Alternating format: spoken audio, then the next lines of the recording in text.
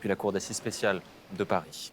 Un mot, enfin, à une image pour vous parler de ces 2,7 millions de soignants. Demain, ils devront tous être vaccinés dans les hôpitaux, maisons de retraite, parmi les pompiers ou encore les ambulanciers, avec un ultimatum fixé par Emmanuel Macron il y a de cela quelques semaines. Certains ne souhaitent pas y répondre et ce matin, à l'appel de la CGT, ils étaient notamment à Paris devant le ministère de la Santé pour protester contre cette obligation vaccinale.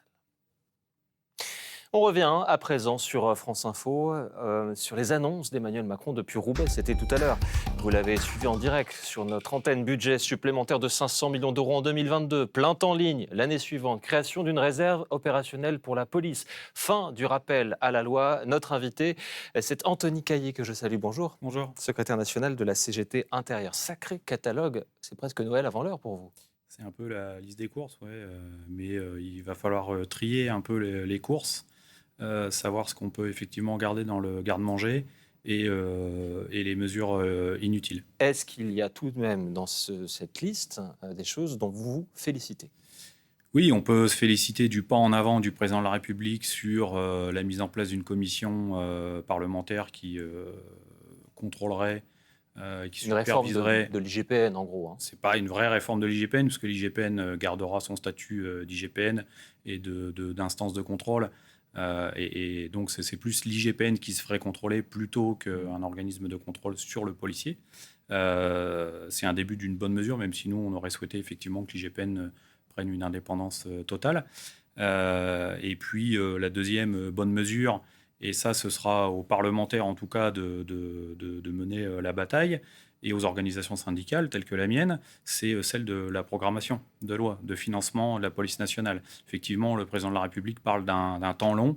La police nationale, elle ne peut pas être que dans la réaction à l'instant T. Il faut aussi préparer la police de demain et d'après-demain. 500 millions d'euros là, en 2022, mais effectivement, des lignes pour imaginer la police et la gendarmerie de 2030. Avec un nouvel uniforme, c'est anecdotique ou c'est important ? Non, je pense que c'est anecdotique. Et puis, surtout, je pense que ça va faire monter sur les tables quelques-uns de mes collègues qui, aujourd'hui, ont très peu de moyens pour changer leurs uniformes. Parce que c'est ça, la réalité du terrain. C'est qu'on vous donne un uniforme et après, vous vous débrouillez avec pendant un an. Vos collègues policiers sur le terrain, ils vont avoir des difficultés à aller dans les halls d'immeubles, mettre des amendes aux gens qui occupent ces halls ? Vous savez que c'est l'une des annonces également ? Ouais, encore une fois, je pense que c'est de la fausse bonne idée, parce que d'une part, les gens qui sont dans les halls d'immeubles vont être pour la plupart mineurs ou insolvables. Et puis, c'est pas comme ça qu'on résout une crise dans une cité. Il faut être plus proche de sa population, plus proche de ses jeunes, les connaître, faire en sorte qu'effectivement, eux vous connaissent et vous reconnaissent. Et c'est comme ça, en fait, qu'on traduira... et puis après, il y a d'autres mesures, mais qui ne concernent pas la police nationale. La sécurité, elle n'est pas que l'apanage de la police, elle est aussi sociale. La sécurité sociale, on n'en parle pas suffisamment dans le pays, mais c'est celle-ci qu'on devrait mettre en avant et que l'ensemble des candidats, notamment à la présidence de la République, doivent mettre en avant aujourd'hui. Alors, vous évoquez ça, parlons-en maintenant. C'était aussi un discours très politique, vu son calendrier. Certes, il marque la clôture du Beauvau de la sécurité, mais on est à quelques mois d'une échéance présidentielle. Est-ce que vous avez l'impression, d'une certaine manière, d'être considéré comme un électorat à capter ? Complètement, et ça fait des années, ça fait un peu plus de 20 ans que ça dure. Nicolas Sarkozy l'a très bien fait en son temps. Et effectivement, c'est ça, c'est qu'aujourd'hui, le sécuritaire fait de l'électorat, et on voit bien qu'aujourd'hui, on déplace encore un peu plus le curseur vers la droite avec le discours d'Emmanuel Macron. C'est quand même un discours où on place le sécuritaire dans la sécurité, ce qui n'est pas la même chose. Et aujourd'hui, on voit bien que le président de la République... candidat à l'élection, veut flatter son électorat de droite et essaye effectivement de donner une impression d'un chef d'un corps social qu'est la police, un corps martial. Je voulais avoir une réaction de votre part à cette polémique, début de polémique à propos d'une rave-party à Redon. D'abord, quelques images pour se remettre en mémoire de quoi il s'agit. C'était dans la nuit du 18 au 19 juin dernier, donc à Redon, en Ille-et-Vilaine, cette rave-party interdite qui provoque des échauffourées au cours desquels un jeune homme a la main arrachée, des dizaines de participants, des gendarmes également, puisque c'était une zone de gendarmerie qui sont blessés. On en parle juste après, mais d'abord, écoutez cette réaction de l'ONG Amnesty International qui dénonce ce recours à la force. La répression qui a eu lieu sur ce technival de Redon, quand bien même il était interdit, Elle s'est faite tout à fait en dehors à la fois du droit international et du droit français, puisque l'usage de la force n'était ni nécessaire ni proportionné.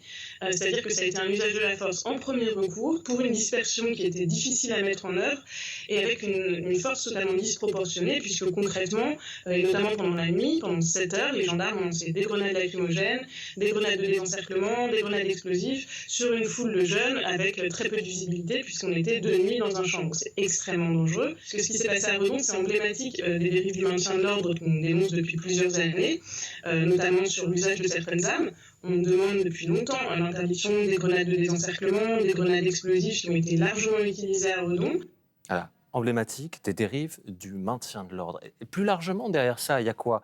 Il y a le fait que n'importe qui peut filmer, qu'après ça se retrouve effectivement sur Internet. Le chef de l'État en a parlé tout à l'heure. Et qu'il sera compliqué dans ce contexte de réconcilier la police et les citoyens. Oui, il y a de toute façon effectivement un problème de confiance entre la police et ses citoyens. Le fait que l'IGPN soit remise en question et qu'aujourd'hui on n'ait pas levé le doute sur l'indépendance de l'IGPN, ça renforce effectivement cette méconfiance de la citoyenneté vis-à-vis de sa police. Et donc le fait d'avoir contrecarré ça, c'est avec l'usage massif des vidéos.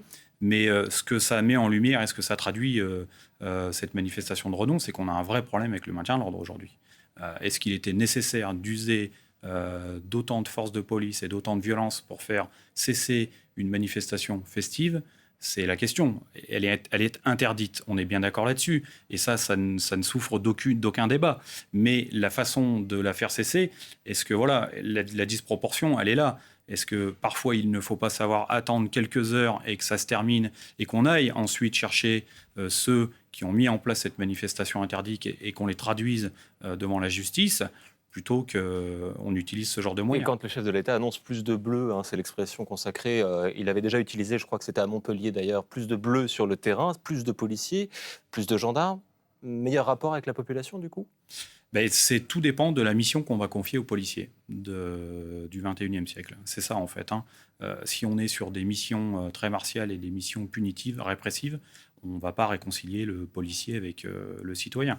Ce qu'il faut, c'est aussi le doter de missions préventives. Le fait que vous puissiez, prendre le train, que ce soit en uniforme ou non d'ailleurs, gratuitement, si vous êtes armé et que vous vous signaliez au chef de bord, c'est bien? Alors écoutez, ça déjà, c'est une mesure qui est en discussion.